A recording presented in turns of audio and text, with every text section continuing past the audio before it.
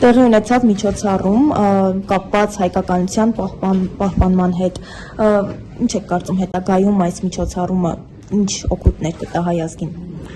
Ամենայն դեպս մեծ հույսեր եմ կապում եւ ուրախ եմ, որ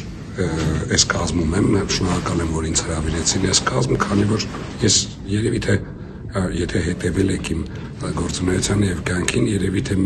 միշտ անկախ նրանից, որ հասական է վիճակը թե ոչ, աշխատել եմ ազգի ներկայացման կամ ազգի կայացման գործում։ Հիմա ավելի օր հասական է վիճակը, հետեւաբար ճիգերը ավելի մեծ պիտի լինեն, աշխատանքը ավելի ծանր պետքա լինի եւ առհասարակ անձնազոհաբար պիտի լինի այս ամեն ինչը եւ ես հենց այդ կոչը արեցի, որ ամեն հայ կոչվողը հայ կոչվելու իրավունքը ունենալու համար պետք է այդ անձնազոհությունը այսօր անի, քանի որ այդ վիճակում ենք, այդ իրավիճակին ենք հասել։ Դուք ինչ գործառույթ եք իրականացնելու նախաձեռնությունը։ Ազգ հասկացողությունը հիմնված է 3 հիմնասյուների վրա՝ կրոն,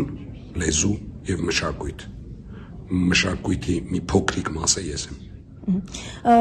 Ներկայ իշխանությունը մշտապես օրինակ ռեպրեսիաների է ենթարկվում այն անձանց, ովքեր խոսում են կրոնի, մշակույթի, դրանց զարգացման մասին։ Արդյոք չեք վախենում, որ դուք էլ ռեպրեսիաների կենթարկվեք։ Եթե վախենայի, մինչև այսօր երևի թե չի ապրի այնպես, ինչպես ապրում եմ, եթե վախենայի, այսօր այստեղ չէի լինի, այսպես ասեմ, համեցեք։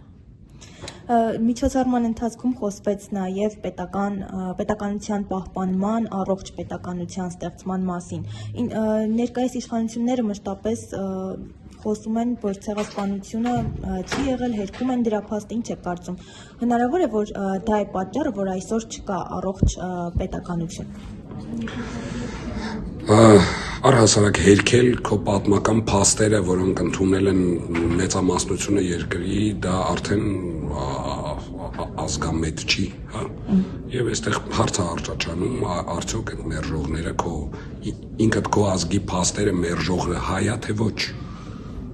եւ հայ կոչվելու իրավունք ունի թե ոչ։ Այստեղ այս հարցերը կարծում եմ ամեն մեկը իր մեջ իր պատասխանը ունի։ Դուք էլ ունեք, ես էլ ունեմ այդ պատասխանը։ Հետեւաբար մենք այսօր այստեղ ենք, որպեսզի